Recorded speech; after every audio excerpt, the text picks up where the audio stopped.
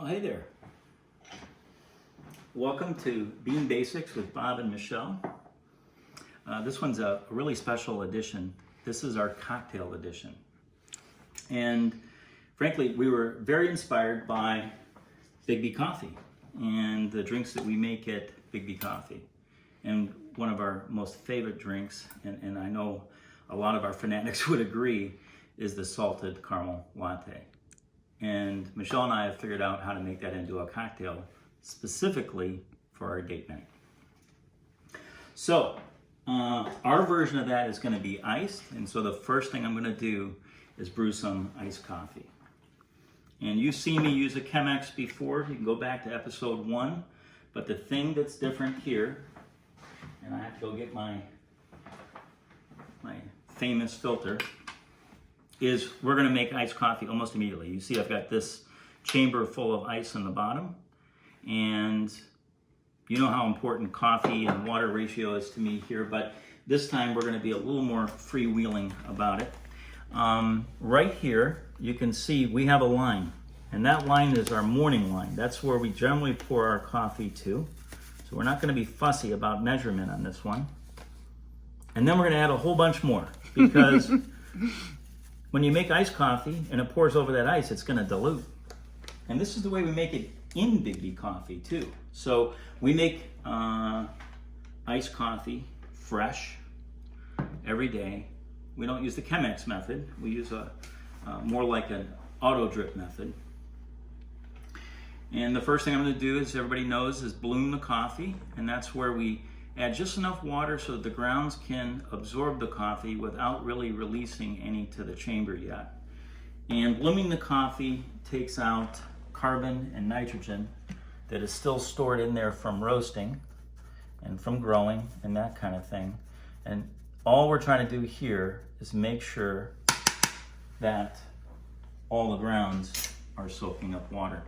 And really we should let that go for 20 or 30 seconds. But we're going to roll forward anyway. Keep this mission moving. And normally we would do shorter rhythms of pours, but I'm going to fill this chamber up and let it go. And we're going to put this whole electric kettle, this whole electric water kettle full of water, and let that drip down over the ice, melt the ice, so that we have some iced coffee. Now, I don't know if you saw when I had it out and I was shaking that bag. This is a bag of Living Hope coffee, and it's pre-ground, right? So we sell coffee whole bean, we sell it pre-ground, but this particular one is pre-ground. It's a very special coffee for Michelle and I.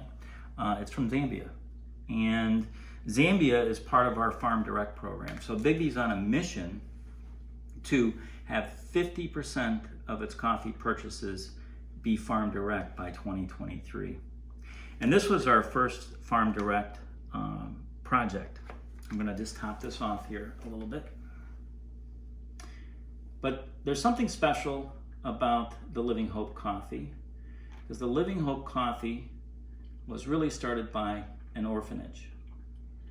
And the orphanage takes children in from the bush whose parents have died, maybe from malaria, maybe from AIDS, maybe from alcoholism, and they give them an education, they give them food, they give them love, and that education takes them all the way through the 12th grade, and then they try to place them in university locally. Now, our whole Farm Direct program has a bunch of criteria for us too.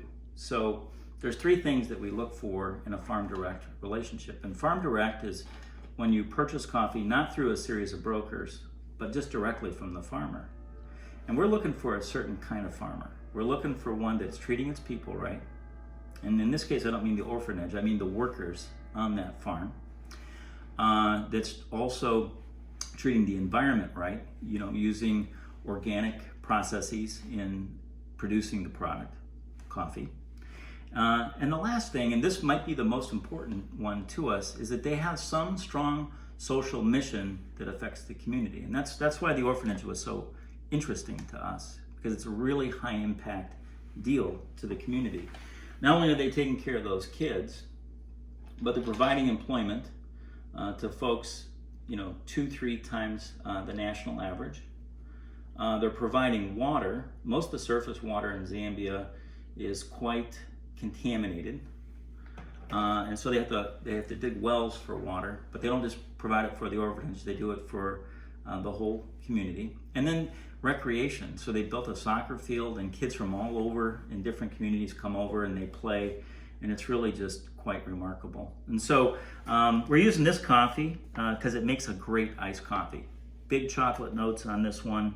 You can brew it as strong as you like, and it really has a good mission behind it. This one you can get at any BIGGBY Coffee, and our owner-operators would love it if you did. You can also get it at BIGGBY.com. This one is not available on Amazon. All right, so I want to just take one more second and talk about date night. So, Michelle and I have been married, and we love each other very much. And one of the ways that we express that love is that every Friday night we have date night. And nothing gets in the way of that, right? So we have had date night forever. Now with the COVID situation, it's a little different because we used to, get dressed up on a Friday night and go out somewhere and be with friends and so on and so forth. That was part of our date night. But now we're homebound, just like everybody else is, and but we still get dressed up, right? And we get washed up, dressed up, and then we meet back down here and we figure out what we're going to have for dinner. But the way we kick off the evening is always with a cocktail, and that's a great inspiration for this particular episode. Okay, I'm going to pull this off because I think it's ready enough, and take it over to the sink really quick. I've got a little bit of a mess on my hands. And so there's our iced coffee, pretty clearly. A little hand wipe here. And so now I'm going to start the recipe. And the recipe is really simple. There's 4 ingredients, not including the topping. And it starts with, you'll be shocked, iced coffee. Now, if we were making a salted caramel latte in the stores, we would be using espresso. But iced coffee for an iced drink is a pretty safe bet, especially when brewed at this particular strength. And this recipe is going to be 4-2-4-2. So the first ingredient is coffee, and that's coming in at 4 ounces. That's what I mean by 4-2-4-2. Our next ingredient, and this was just a great find, is a product made by Jägermeister. And I'm not a Jaeger fan. Many of you might be. I don't want to offend anybody. But they've made a cold brew coffee liqueur that is just perfect for this. And so 4-2, now we're going to go 2 ounces. 1 and 2. All right. Any latte needs milk, and here we're going to use a whole milk. Really important. You need the fat, right? You got this alcohol in the drink, but you need the fat in it. So you can use skim. You could use half and half, but our choice here is whole milk. All right. And that's a 4 ounce. So remember, it was 4-2-4-2. All right. And our last ingredient was a great find. It's a product called Sea Salt Caramel. It's a liqueur again, so this is alcohol, by Dorda. Okay, and this is 2 ounces.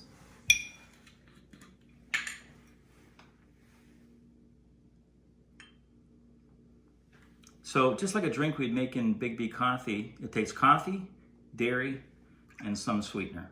And this liqueur is sort of the sweetener in the whole deal. Now, I'm going to have you come in a little closer because this particular color is like the perfect latte color. Looks just like, if we were to open up a cup salted caramel and it was a latte, it would look just like that. All right. So that's our beverage. We're going to embellish it a little bit, but first I'm going to set up the drinks. So I've got 2 nice cocktail glasses here, and I have to get some ice. Just hold on for a second, because I got a special treat. This is special ice. These are frozen iced coffee ice. Okay, really beautiful. Really, really beautiful. Okay. I like them a lot, but that's what we're going to use for our ice. So we don't dilute the coffee with ice, and we don't dilute the milk with water. And in they go. I like them so much I'm going to put 4 of each in. Boom. All right. And then of course we've got our mixture. And we need to leave room for whipped cream because there's, you know, BIGGBY Coffee is really known for its category of sweet and creamy. And this is, if there ever was, a sweet and creamy drink. But in order to make it a BIGGBY drink, what we're going to need to do is make some whipped cream. And what we're going to use, I've lost it. Hold on. We're going to use this right here. And I'm going to pour in another glass. I think I'm going to use this one right here because I didn't think it through all the way. I'm just going to leave a little bit of it behind. And I'm going to put just a pinch of sugar on the bottom of this right here. And basically, it'll be 2 teaspoons. All right. And then I'm going to take some whipping cream. And it's got to be, you know, real whipping cream. And I'm going to whip this up. Whipped cream, you know, BIGGBY Coffee uses so much whipped cream, it's beautiful. But we use the highest fat content in whipped cream than anybody I've ever seen. I've got a little whipper here. We don't make it this way in the store, but you'll see where this mark is. Where is it right now? It's at 8 ounces, and we're going to lift that up. We're going to introduce some air into this whipped cream. Now, I put the sugar in because otherwise it's just too strong in its dairy flavor.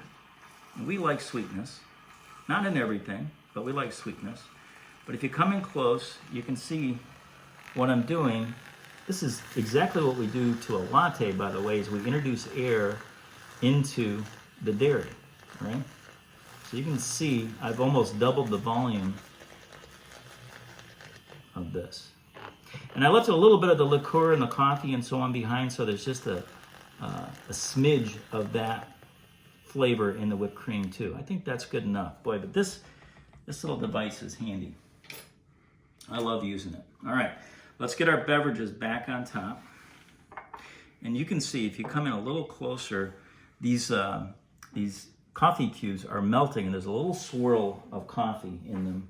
But now I'm gonna top them off with our whipped cream. And it's not the version of whipped cream that would be all peaked and so on, because you want to be able to drink this like a cocktail. There we go. And then we're going to top it. And we're going to top it with a little bit of the liqueur that we used. And I'm going to use a turkey baster to top it. As ridiculous as that may seem. I want to make this look real pretty by going around in a swirl. And we always like marking things and marking our BIGGBY beverages. There we go. And then again here. And one thing that might be the most important ingredient, oddly, on a salted caramel latte, not really oddly, it's a little sprinkle of salt. Salt really enhances flavor, and on sweet, like chocolate and caramel, it makes it actually taste sweeter. Salt makes sweet taste sweeter. It's really quite remarkable. So we always enjoy this for date night. I'm gonna hand one here to my wife and say, I love you, babe. I love you too, handsome. Cheers. Mwah! Cheers.